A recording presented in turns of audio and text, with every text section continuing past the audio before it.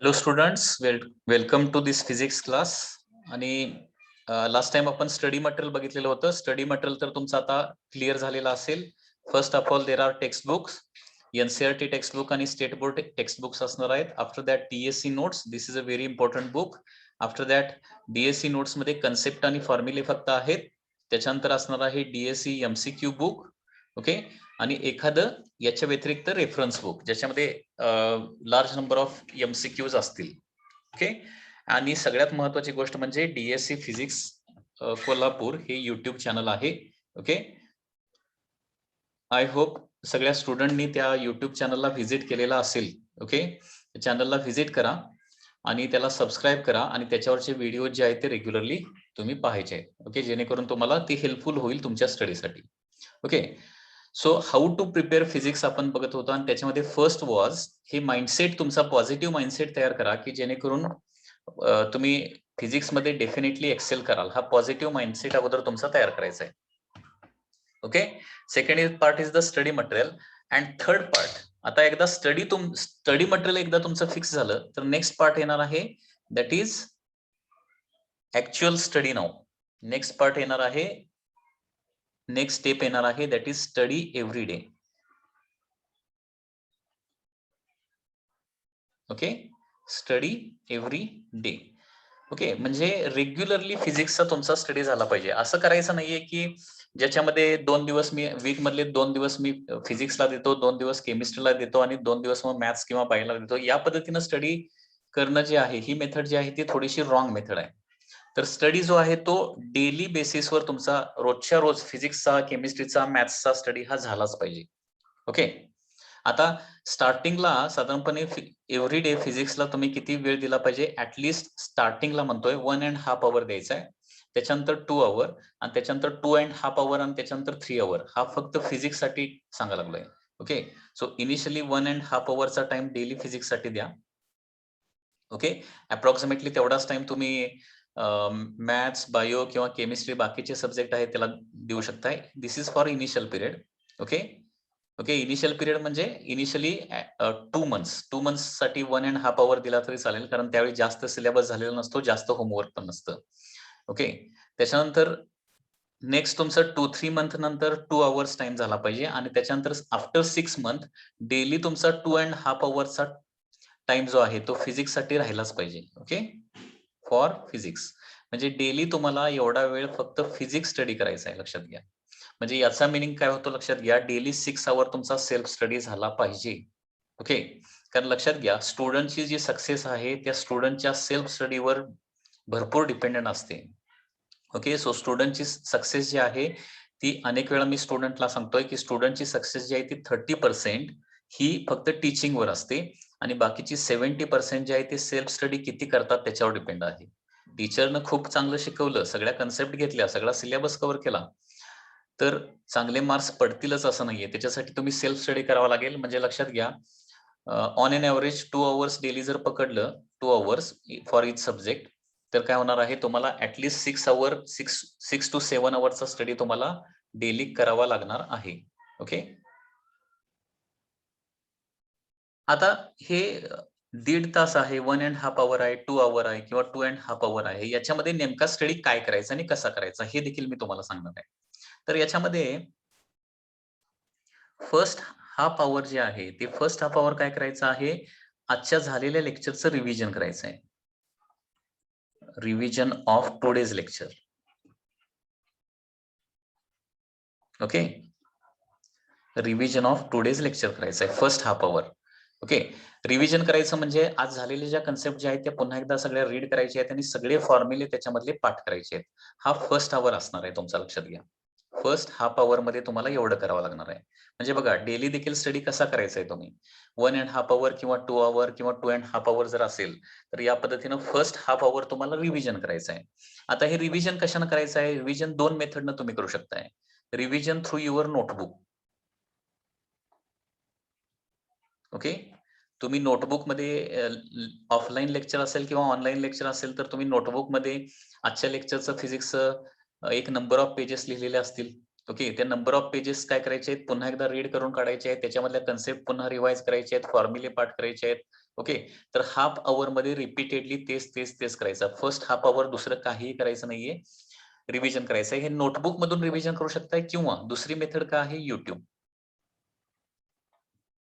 Okay, कारण रोज जे lecture होणार आहे त्याचं जे रेकॉर्डिंग आहे ते तुम्हाला थ्रू व्हिडिओ लेक्चर मिळणारच आहे. ओके, किंवा ऑलरेडी रेकॉर्डेड लेक्चर देखील आहेत. ओके, तर आजची झालेली जी कन्सेप्ट आहे त्याचं जे रेकॉर्डिंग अवेलेबल असेल ते रेकॉर्डिंग बघून देखील तुम्ही रिव्हिजन करू शकताय.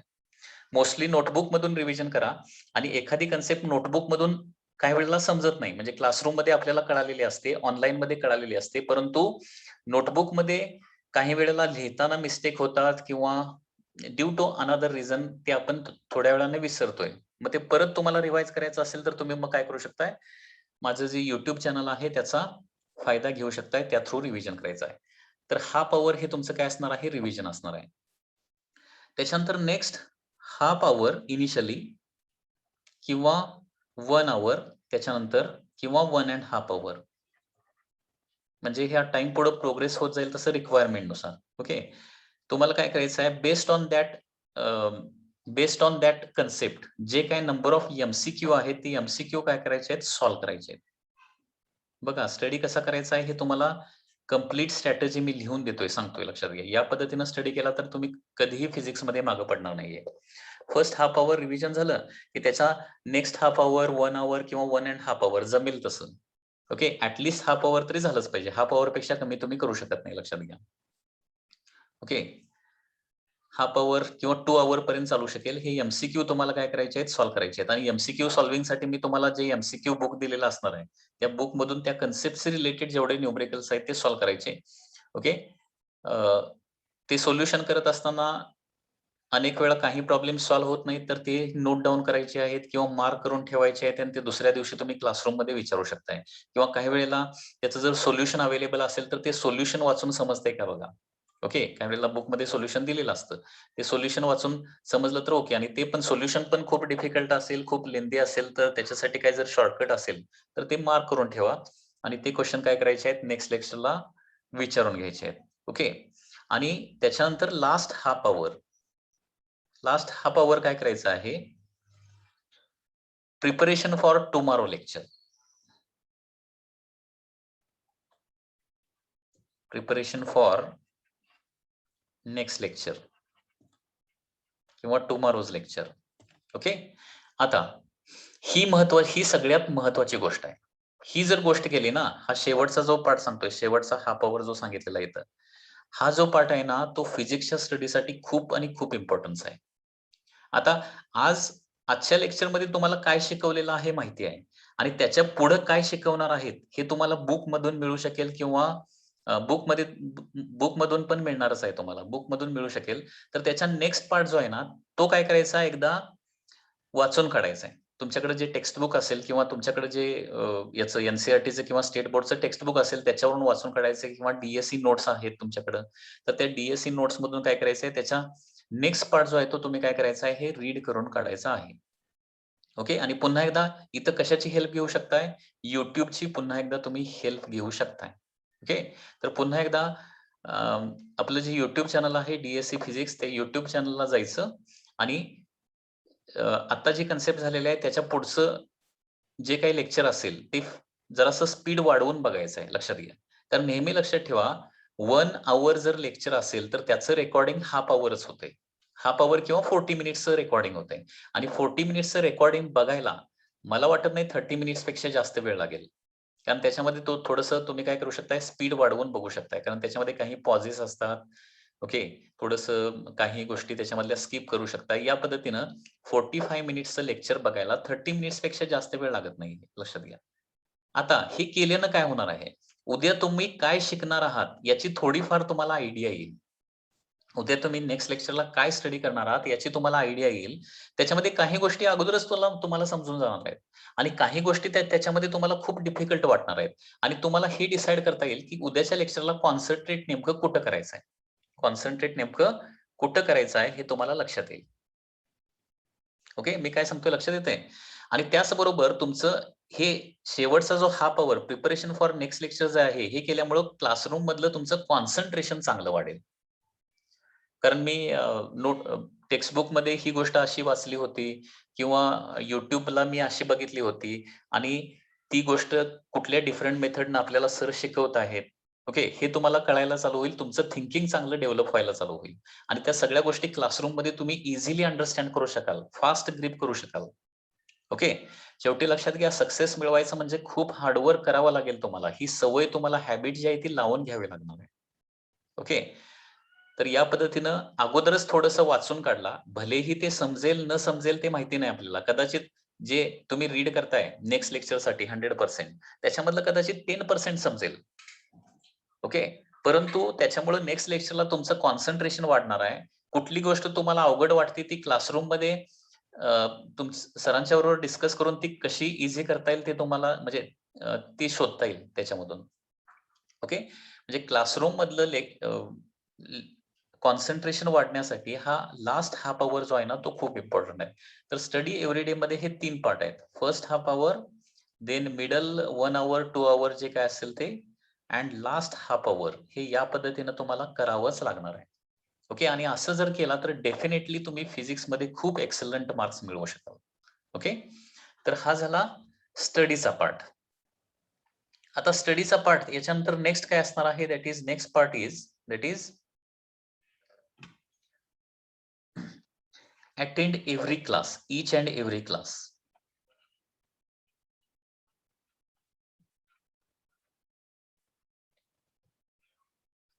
ओके. कुठल्याही परिस्थितीत एकही क्लास मिस करायचा नाही. कारण फिजिक्स असू दे, मॅथ्स असू दे, केमिस्ट्री असू दे, बायो असू दे, कुठलाही सब्जेक्ट असला, तर याच्यामध्ये काय असतं, एक पर्टिक्युलर सिक्वेन्स असतो. आणि त्या सिक्वेन्स मधलं एखादं लेक्चर मधलं जर मिस झालं, तर त्याच्या पुढच्या लेक्चरचं काहीही समजत नाहीये. त्याच्यामुळं हे तुमचे जे 2 इयर्स आहेत ते खूप इम्पोर्टंट आहेत. तुमचं करियर डिसायडिंग इयर्स आहेत आणि त्याच्यामुळं या 2 वर्षात बाकीच्या ज्या सगळ्या गोष्टी आहेत, बाकीचे जे सगळे डिस्ट्रॅक्शन्स जे आहेत, डिस्ट्रॅक्शन्स ते सगळे तुम्ही बाजूला सारले पाहिजेत आणि पूर्ण स्टडीवर कॉन्सन्ट्रेट केला पाहिजे आणि त्याच्यासाठी प्रत्येक लेक्चर तुम्ही काय केलं पाहिजे, अटेंड केलं पाहिजे. ईच अँड एव्हरी लेक्चर तुम्ही अटेंड केलाच पाहिजे. ओके. काही जेन्युइन रिझननं एखादं लेक्चर त्याच्यामधलं मिस झालं तर ओके. परंतु ईच अँड एव्हरी लेक्चर तुम्ही काय केलं पाहिजे, अटेंड केलंच पाहिजे. ओके. अदरवाईज त्याच्यामध्ये तुम्हाला लिंक तुमची मिस होऊ शकते. मध्येच एखादं लेक्चर जर मिस झालं तर. तर प्रत्येक लेक्चर कुठल्याही परिस्थितीत अटेंड करा. आता लेक्चर अटेंड करतोय ठीक आहे. आपण लेक्चर प्रत्येक अटेंड करणार आहे. पण त्याच्यामध्ये देखील सगळ्यात महत्त्वाचा काय पार्ट असला पाहिजे, ॲक्टिव्ह लर्निंग असलं पाहिजे. Next step active learning. आता ॲक्टिव्ह लर्निंग म्हणजे काय? तर most of the student active learning कधी करतच नाहीत. म्हणजे क्लासरूममध्ये येतात, कुठल्यातरी लास्ट बेंचवर जाऊन बसतात. टीचर काय शिकवत आहे त्याच्याकडे थोडंफार 50% लक्ष देतात, बाकीचं लक्ष देत नाहीत किंवा कंटिन्युअसली कॉन्सन्ट्रेट करून ते लक्ष देतात. परंतु एकही क्वेशन त्याच्यामध्ये विचारत नाहीत. ओके. तर ते तसं झालं नसलं पाहिजे. ॲक्टिव्ह लर्निंग म्हणजे तुमचं क्लासरूममध्ये टीचर बरोबर शिकवत असताना कम्युनिकेशन झालं पाहिजे. ओके. एखादी गोष्ट समजली नाही तर ती परत विचारली पाहिजे. ओके. आणि ह्या ॲक्टिव्ह लर्निंगशी रिलेटेड सगळ्यात महत्त्वाची गोष्ट कुठली आहे? स्टडी एव्हरीडे मधला third part. Okay. Study everyday मधला जो थर्ड स्टेप आहे, प्रिपरेशन फॉर नेक्स्ट लेक्चर. हे जर तुम्ही एव्हरीडे केलं ना, तर ऑटोमॅटिकली तुम्हाला तुमच्या माइंडमध्ये क्वेशन्स निर्माण होतील, की सर मी हे असं वाचलं होतं आणि हे असं आहे का? किंवा याच्यामध्ये असं काय वेगळं होऊ शकतंय का? या सगळ्या गोष्टी ज्या आहेत, म्हणजे क्लासरूममध्ये तुमचं टीचर बरोबर काय झालं पाहिजे? डिस्कशन झालं पाहिजे. ओके. फक्त जाऊन क्लासरूममध्ये कुठल्यातरी लास्ट बेंचवर बसायचं नाहीये. मोस्टली क्लासरूममध्ये देखील बसत असताना फ्रंट बेंचेसवर बसा. कारण फ्रंट बेंचेसवर जेवढं कॉन्सन्ट्रेशन होतंय तेवढं लास्ट बेंचेसवर होऊ शकत नाही. लास्ट बेंचेसवर तुम्ही बसला की तुमच्या समोर अगोदर स्टुडंट असणार आहेत आणि स्टुडंटच्या समोर मग काय असणार आहे? टीचर आणि मग ब्लॅकबोर्ड असणार आहे. त्याच्यामुळे मध्ये काही स्टुडंट काहीतरी वेगळ्या ॲक्टिव्हिटीज करत असतील तर तिकडे तुमचं लक्ष जाणार आहे. ओके. टीचिंगकडे लक्ष जाणारच नाही. तर मोस्टली फ्रंट बेंचेस जे आहेत त्या बेंचेसवर मोस्टली बसण्याचा प्रयत्न करा. ओके.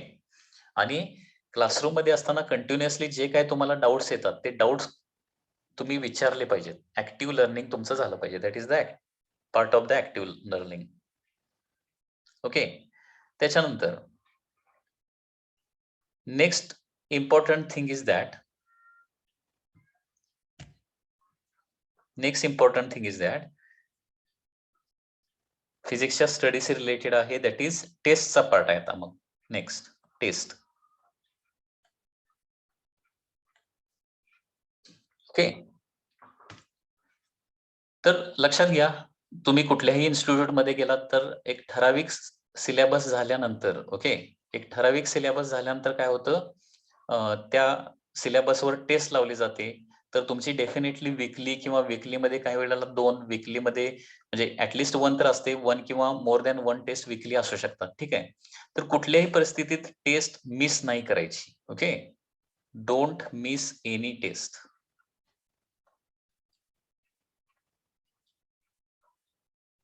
ओके.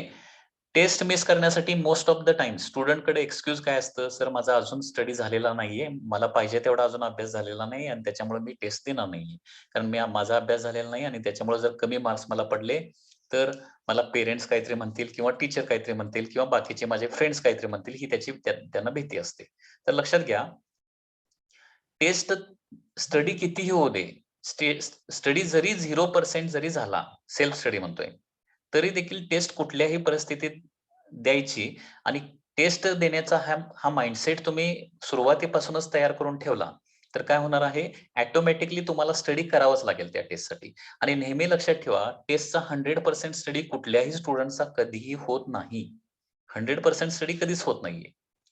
नेहमी थोडंफार काहीतरी मिसिंग असतेच, लक्षात घ्या.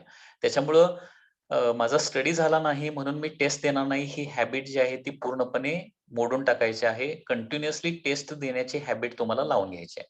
ईच अँड एव्हरी टेस्ट द्यायची आहे.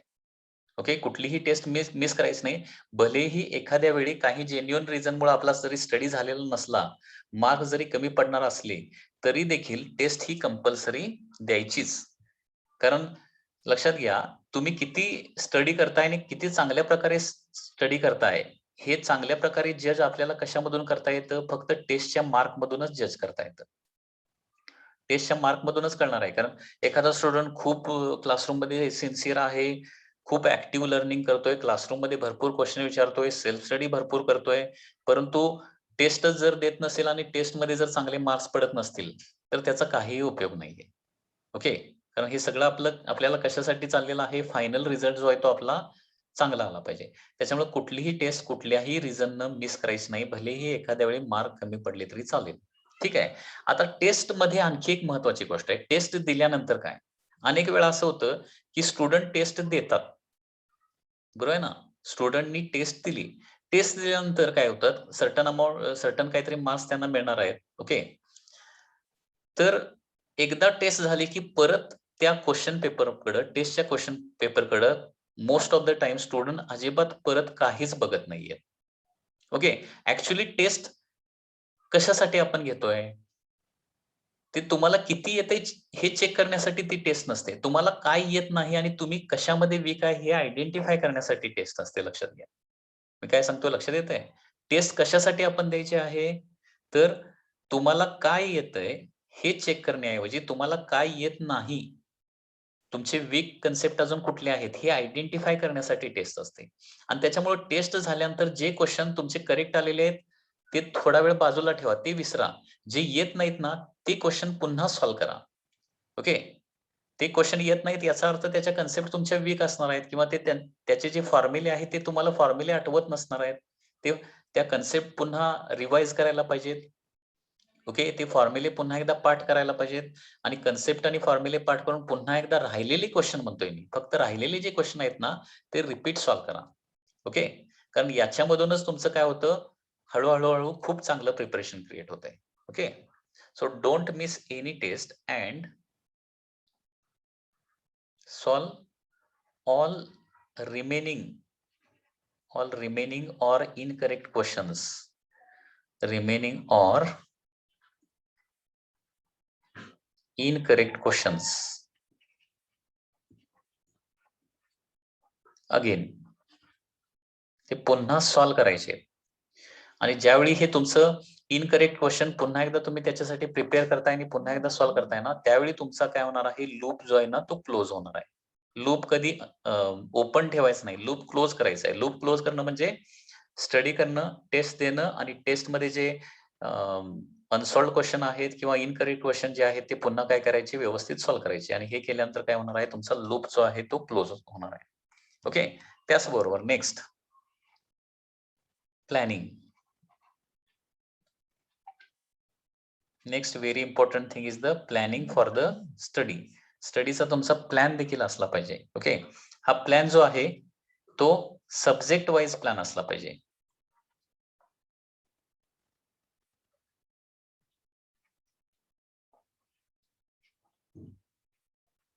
सब्जेक्ट वाईज तुमचा डिफरंट म्हणजे प्लॅन ठरलेला असला पाहिजे. ओके, आता हा प्लॅन जो आहे तो 2 टाइप मध्ये हा प्लॅन आपण डिवाइड करू शकतो. प्लॅनिंग कसं करायचं आहे तर शॉर्ट टर्म प्लॅनिंग आणि long term planning.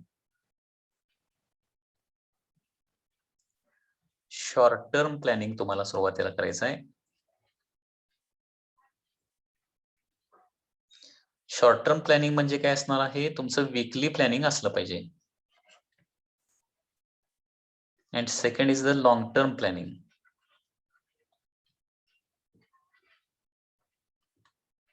Long term planning म्हणजे ऍटलीस्ट तुमचं नेक्स्ट 6 मंथचं प्लॅनिंग असलं पाहिजे. ओके,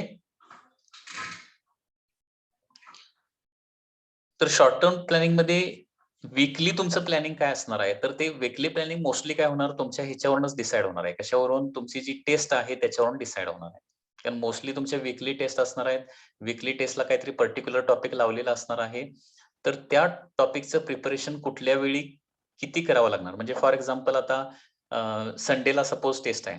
ओके, आणि संडेला टेस्टला सपोज 2 टॉपिक्स आहेत.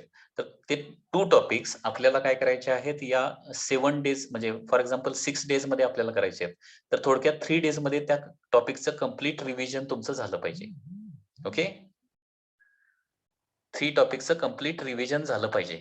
ओके, मग 3 टॉपिकचं रिव्हिजन होण्यासाठी फर्स्ट फॉर एक्झाम्पल मंडेला त्याच्यामध्ये किती कन्सेप्ट झाले पाहिजे, ट्युसडेला त्याच्यामध्ये किती कन्सेप्ट झाले पाहिजेत, याचं प्लॅनिंग तुमच्याकडे असलं पाहिजे.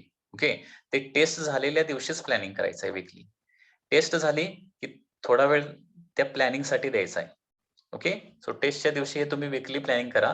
आणि 6 मंथ प्लॅनिंग मध्ये हे 6 मंथ प्लॅनिंग काय काय असणार आहे, मोस्टली तुम्हाला टीचरच देणार आहेत. ओके, म्हणजे कुठले कुठले टॉपिक तुम्हाला शिकवले जाणार आहेत आणि त्या पद्धतीने तुम्ही प्रिपरेशन करायचं आहे. ओके, तर या पद्धतीने शॉर्ट टर्म आणि लॉंग टर्म प्लॅनिंग असणार आहे. ओके, आता हे रिव्हिजन जे आहे ते आपण जो पाठीमागे जो टाइम कन्सिडर केलेला आहे त्याच्यामध्ये किंवा त्याच्या व्यतिरिक्त तुम्ही काय करू शकताय, हा जो टाइम जो आहे, ओके, टेस्टच्या टॉपिकचा टाइम जो आहे तो डिफरंट तुम्ही देऊ शकता आणखी. ओके,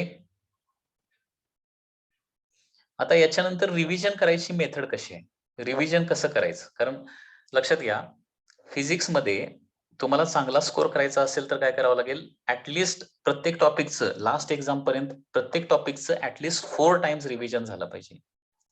तर रिव्हिजन कसं करायचं आणि रिव्हिजनची मेथड काय असणार आहे. रिव्हिजन ऍटलिस्ट 4 टाइम्स झालंच पाहिजे.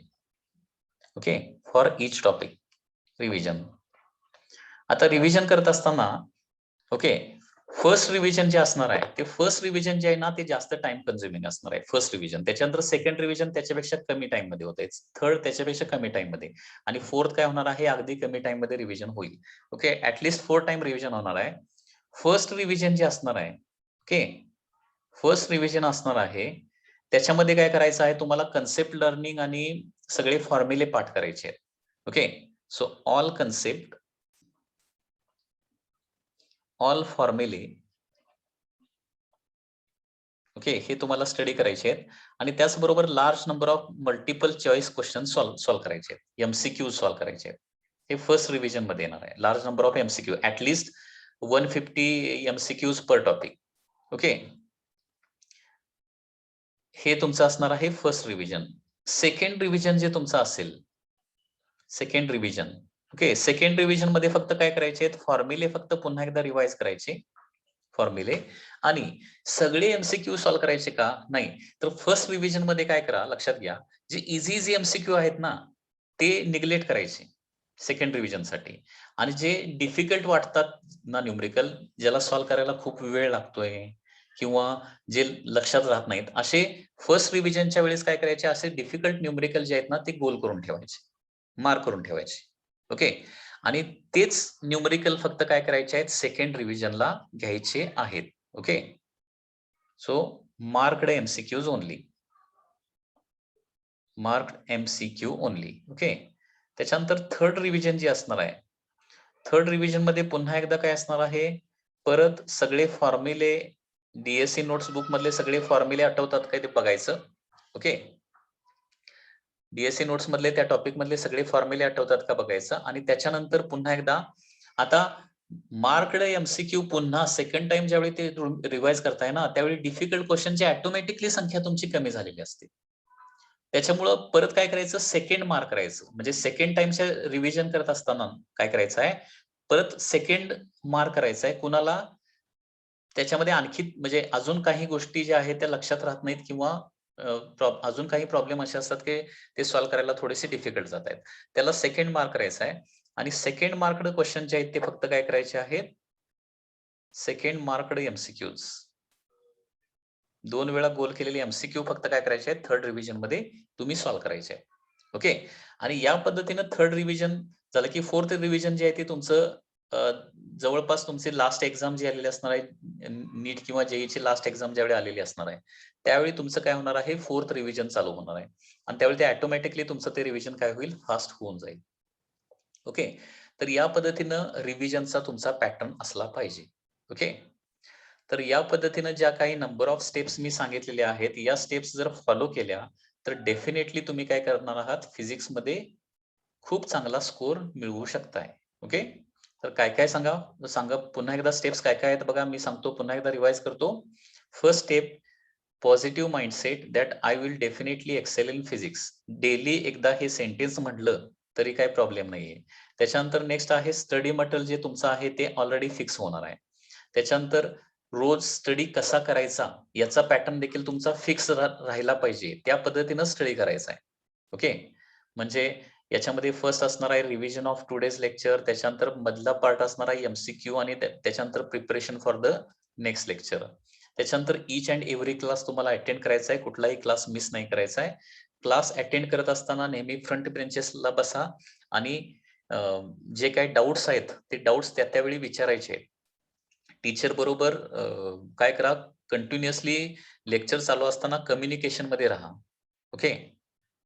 त्याच्यानंतर सगळ्यात महत्वाची गोष्ट म्हणजे काय, कुठलीही टेस्ट मिस अजिबात नाही करायची. आणि टेस्ट दिल्यानंतरचा सगळ्यात महत्वाचा पार्ट आहे तो म्हणजे काय, जे क्वेश्चन तुम्हाला सुटलेले नाहीयेत, आलेले नाहीयेत, त्याचे फॉर्म्युले पाठ करायचे आहेत, त्याच्या कन्सेप्ट पुन्हा एकदा लर्न करायचे आहेत आणि इनकरेक्ट झालेले क्वेश्चन किंवा जे सॉल्व्ह करता न आलेले क्वेश्चन पुन्हा सॉल्व्ह करायचे आहेत. आणि मगच ती टेस्ट काय होणार आहे, तुमची क्लोज होणार आहे, तिथं लूप क्लोज होणार आहे. आणि त्याच्यानंतर तुमचं सब्जेक्ट वाईज प्लॅनिंग असलं पाहिजे. त्याच्यामध्ये शॉर्ट टर्म प्लॅनिंग आणि लॉंग टर्म प्लॅनिंग येणार आहे. शॉर्ट टर्म प्लॅनिंग हे तुम्ही स्वतः करायचं आहे. त्या वीकमध्ये कुठले टॉपिक कुठल्या दिवशी काय करायचे आहेत. आणि लॉंग टर्म प्लॅनिंग हे तुम्हाला टीचरच ऍक्च्युअली देणार आहेत. ओके. कुठल्या महिन्यात कुठले टॉपिक्स होणार आहेत आणि त्यानुसार तुमचं काय होणार आहे, हे लॉंग टर्म प्लॅनिंग टीचर कडूनच मिळणार आहे. आणि सगळ्यात महत्वाची गोष्ट म्हणजे रिव्हिजन कसं करायचं. फर्स्ट रिव्हिजनलाच फक्त जास्त टाइम लागतोय. सेकंड, थर्ड, फोर्थ रिव्हिजनला अगदी कमी टाइम मध्ये ते तुमचं रिव्हिजन होऊ शकते. कारण जसं जसं तुमचं सेकंड, थर्ड किंवा फोर्थ रिव्हिजन येत असणार आहे त्यावेळी तुमचा काही सिलेबस ऑलरेडी कंप्लीटेड झालेला असणार आहे. ओके. म्हणजे जास्त टॉपिकचं तुम्हाला रिव्हिजन करावं लागणार आहे. त्याच्यामुळे कमी टाइम मध्ये ते रिव्हिजन कसं करायचं याचं स्किल तुमच्यामध्ये डेव्हलप झालं पाहिजे. ओके.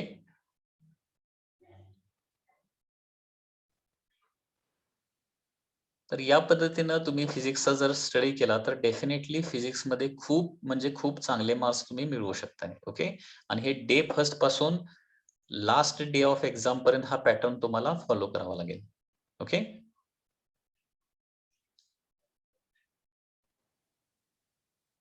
आता याच्यानंतरचा नेक्स्ट पार्ट असणार आहे, जसं की मी तुम्हाला सांगितलेलं होतं की आपल्याला फिजिक्स पॉइंट ऑफ व्ह्यू जे बेसिक मॅथेमॅटिक्स लागतं जे काय, तो मॅथ्सचा पार्ट आपल्याला आता स्टडी करायचा आहे. ओके. मॅथ्सचा सगळा पार्ट जो आहे तो आपल्याला स्टडी करावा लागणार आहे. ओके. तर बेसिक मॅथची सुरुवात जी आहे ती कुठून होते, स्क्वेअर ऑफ दी नंबर्स. आता आपण बेसिक मॅथ्स कडे जाऊया. बेसिक मॅथ्सचा part, basic maths that is required for the physics. Required for physics.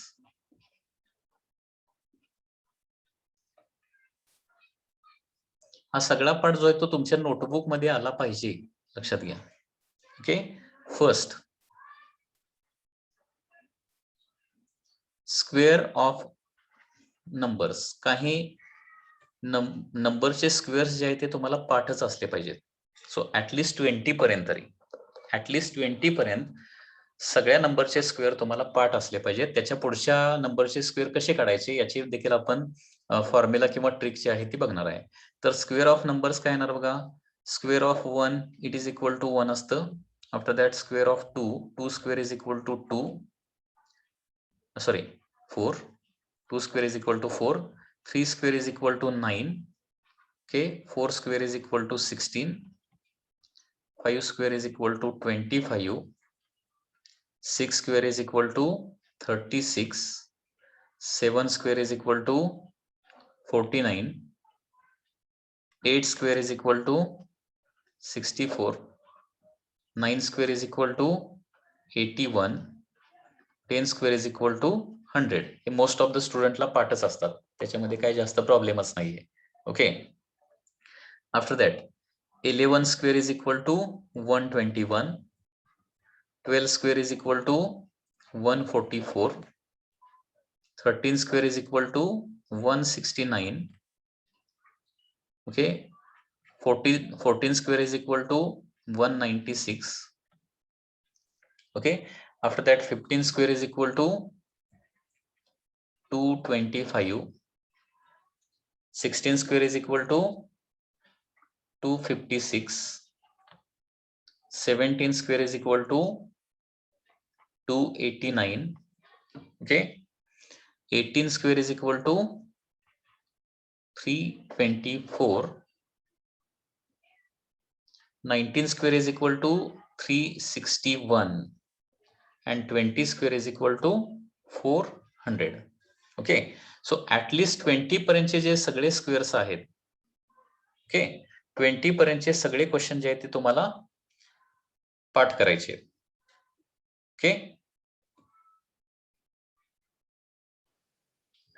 आता हे झाले square of the numbers. Okay, आता 20च्या पुढचे जर एखादा नंबर असला आणि त्याचा स्क्वेअर सपोज आपल्याला करायचा आहे, तर कुठला फॉर्म्युला. तर 10th पर्यंत तुम्ही मॅथ्स मध्ये एक ए प्लस बी ब्रॅकेट स्क्वेअरचा फॉर्म्युला वापरलाय बघा, तो फॉर्म्युला यूज करायचा. ए प्लस बी ब्रॅकेट स्क्वेअर. ए प्लस बी ब्रॅकेट स्क्वेअर म्हणजे काय असतं, ए स्क्वेअर प्लस बी स्क्वेअर प्लस काय असतं, 2ab असतं. ओके, ए स्क्वेअर प्लस बी स्क्वेअर प्लस 2ab. या मेथडनं देखील काय करू शकताय, 20 पेक्षा पुढचे जे नंबर आहेत त्याचं काय करू शकताय, तुम्ही फास्टली स्क्वेअर करू शकताय. म्हणजे फॉर एक्झाम्पल 68 नंबर सपोज आहे, 68 स्क्वेअर करायचा आहे, तर कसं करणार बघा. तर 68 स्क्वेअर म्हणजे काय येणार आहे, 60 प्लस 8 स्क्वेअर होणार ना, 60 प्लस 8 स्क्वेअर. आता हे कसं करणार बघा, ए स्क्वेअर म्हणजे 60चा स्क्वेअर किती होणार आहे, 3600. त्याच्यानंतर 8चा स्क्वेअर किती येणार आहे, 64. After that 2ab. Okay, 8 6 R 48 म्हणजे 480. 480चं डबल किती होणार आहे, 960 होणार, बरोबर ना. 2ab ची व्हॅल्यू 60 into 8 म्हणजे काय होणार आहे, 480 होणार. 480चं डबल म्हणजे 960 होणार आहे. आणि या सगळ्याची ऍडिशन 4 12 16 46 म्हणजे 4. So therefore final answer 68 square is equal to काय येणार आहे, 4624. Very simple. ओके, तर या पद्धतीने कुठल्याही नंबरचा स्क्वेअर जो आहे तो तुम्ही इझिली फाइंड आउट करू शकताय. Okay, 68 square. सपोज मला काय करायचं आहे आता, सपोज 92 स्क्वेअर करायचं आहे, 92 स्क्वेअर. तर 92 स्क्वेअर म्हणजे कसं करणार आहे, 90 plus 2 bracket square. Okay, that is 90चा स्क्वेअर किती होणार आहे, 8100. ठीक आहे. त्याच्यानंतर 2चा स्क्वेअर किती होणार आहे, 4 म्हणजे ए स्क्वेअर प्लस बी स्क्वेअर झाला. आता 2ab दॅट इज 90चं डबल किती होणार आहे, 180. 90 into 2 म्हणजे 180 आणि 180 into 2 म्हणजे काय होणार आहे, 360. Okay, so 4 6 4 8. सो आन्सर येणार आहे that is 8464. Okay, so in this way कुठलाही 2 डिजिट नंबर जर असेल तर 2 डिजिट नंबरचं इझिली या पद्धतीने तुम्ही स्क्वेअर फाइंड आउट करू शकताय, कारण अनेक वेळा आपल्याला मोस्टली 2 डिजिट नंबरचा आपल्याला काय करावा लागतो, स्क्वेअर फाइंड आउट करावा लागतो. ओके, जेणेकरून तुम्हाला कॅल्क्युलेशन फास्ट होईल. आणखी एक एक्झाम्पल घेऊया. फॉर एक्झाम्पल इथे घेऊया 84 स्क्वेअर फाइंड आउट करायचं आहे. सपोज 84 स्क्वेअर म्हणजे काय होणार आहे, 80 + 4 स्क्वेअर होणार आहे. सो 80 चा स्क्वेअर किती होणार आहे, 6400. बरोबर ना, 80 चा स्क्वेअर किती, 6400. त्याच्यानंतर 4 चा स्क्वेअर किती येणार आहे, 16.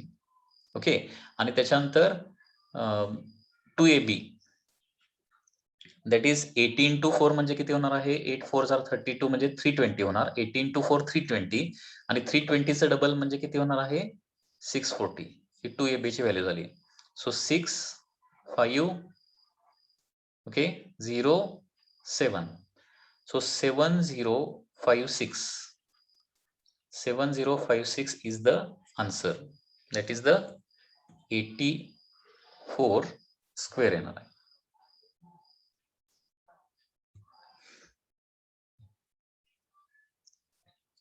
तर या पद्धतीने कुठल्याही नंबरचा स्क्वेअर जो आहे, ओके, त्याच्यासाठी हा फॉर्म्युला जो आहे तो यूज करायचा आहे. हा formula already most of the स्टुडंटला माहिती असणारच आहे. a + b bracket square is equal to काय असतं, a² + b² + 2ab. ओके, तर पहिली महत्वाची गोष्ट म्हणजे 20 पर्यंतचे सगळे जे स्क्वेअर्स आहेत ते तुम्हाला पाठ पाहिजेत. अप टू 20 सगळेच स्क्वेअर पाठ पाहिजेत. आणि 20च्या पुढचा कुठलाही जर नंबर आला तर या पद्धतीने तुम्ही स्क्वेअर्स जे आहे ते फाइंड आउट करू शकताय. ओके, आता हा झाला स्क्वेअर्सचा पार्ट. याच्यानंतर नेक्स्ट पार्ट आहे स्क्वेअर रूट्सचा पार्ट. Square roots. आता स्क्वेअर रूट्स मध्ये ऍटलीस्ट 10 नंबर पर्यंतचे स्क्वेअर रूट्स तुम्हाला पाठच पाहिजेत. Up to 10. ओके, जे स्क्वेअर रूट आहे ते पाठ पाहिजेत. आणि ते अप्रॉक्सिमेट व्हॅल्यू कशा लक्षात ठेवायच्या ते देखील मी तुम्हाला सांगतो. √1 ची व्हॅल्यू असते 1. √2 ची व्हॅल्यू किती असणार आहे, 1.414. ओके, √3 ची व्हॅल्यू असणार आहे 1.732. √4 ची व्हॅल्यू किती असणार आहे, 2. ओके, √5 ची व्हॅल्यू असणार आहे 2.236. ओके, √5. आफ्टर दॅट √6 ची व्हॅल्यू असणार आहे that is 2.449. Okay, after that √7 ची व्हॅल्यू असणार आहे 2.645. √8 ची व्हॅल्यू असणार आहे 2.828. √9 इज इक्वल टू माहिती असेल तुम्हाला 3. आणि √10 ची व्हॅल्यू आहे 3.162. 3.162. ओके, सो ऍटलीस्ट या 10 पर्यंतच्या रूटच्या व्हॅल्यू ज्या आहेत त्या तुम्हाला पाठ पाहिजेत, लक्षात घ्या. ओके, आता √1 तर सगळ्यांना लक्षात राहतंय. √2 म्हणजे 1.414. 14 14 14 14 नंबर लक्षात ठेवायचा. 14 14 14 14. Okay, that is √2. हा इम्पॉर्टंट व्हॅल्यू आहे. √3 ची व्हॅल्यू 1.732 हे पाठ करावं लागेल. 1.732. √4 ची व्हॅल्यू 2 असणार आहे. तेच काय सगळ्यांनाच माहिती आहे. आता √5 पासून व्हॅल्यू जरा बघा. ऍटलीस्ट 2 डिजिट लक्षात ठेवायचे झाले म्हणजे अप्रॉक्सिमेट कॅल्क्युलेशन करायला पहिले 2 डिजिट जरी लक्षात राहिले तरी भरपूर होत आहे. ओके, म्हणजे बघा 2 नंतर 2.2, 2.4, 2.6, 2.8 आणि 3.0. बरोबर आहे ना, म्हणजे 0.2, 0.2, 0.2 न फक्त व्हॅल्यू वाढत गेल्या. या पद्धतीने लक्षात ठेवा. म्हणजे √4 ची व्हॅल्यू 2 आहे. √5 ची व्हॅल्यू 2.236 आहे. बरोबर ना. √6 ची व्हॅल्यू 2.4 आहे. म्हणजे पहिले 2 डिजिट बघा. √4 ची व्हॅल्यू 2, √5 ची व्हॅल्यू 2.2, √6 ची व्हॅल्यू 2.4, √7 किती आहे, 2.6 आहे, √8 2.8 आणि √9 म्हणजे 3.0. √10 ची व्हॅल्यू 3.162 म्हणजे अप्रॉक्सिमेटली 3.2 आहे. म्हणजे लक्षात घ्या 0.2, 0.2, 0.2 न व्हॅल्यू वाढत गेली. त्याच्यामुळे रूट लक्षात ठेवणं खूप इझी आहे. बरोबर आहे ना. त्याचबरोबर अनेक वेळा 1/√2 ची व्हॅल्यू देखील अनेक वेळा आपल्याला लागते. 1/√2 ची व्हॅल्यू. ओके, ती पाठ करावी लागेल. 1/√2 ची व्हॅल्यू होते 0.7071. 7071 नंबर. 7071 नंबर लक्षात ठेवायचा. 1/√2 ची व्हॅल्यू येते 0.7071 येणार आहे. 1/√2. ओके. अँड 1/√3 ची व्हॅल्यू देखील लक्षात जर ठेवली तर ती देखील एक बरं होईल. 1/√2 आणि 1/√3 च्या व्हॅल्यू ज्या आहेत त्या थोड्याशा लक्षात ठेवा. ओके. That is 0.5773. ओके. तर एवढ्या स्क्वेअर रूटच्या आणि 1/√2 आणि 1/√3 च्या व्हॅल्यू ज्या आहेत ते तुम्हाला पाठ करून ठेवाव्या लागतील आणि ह्या लक्षात इझिली राहतात. त्याच्यामध्ये जास्त काही डिफिकल्ट तुम्हाला वाटणार नाहीये. ओके. लक्षात येतंय मी काय सांगतोय? याच्यामध्ये काय डाऊट आहे का बघा?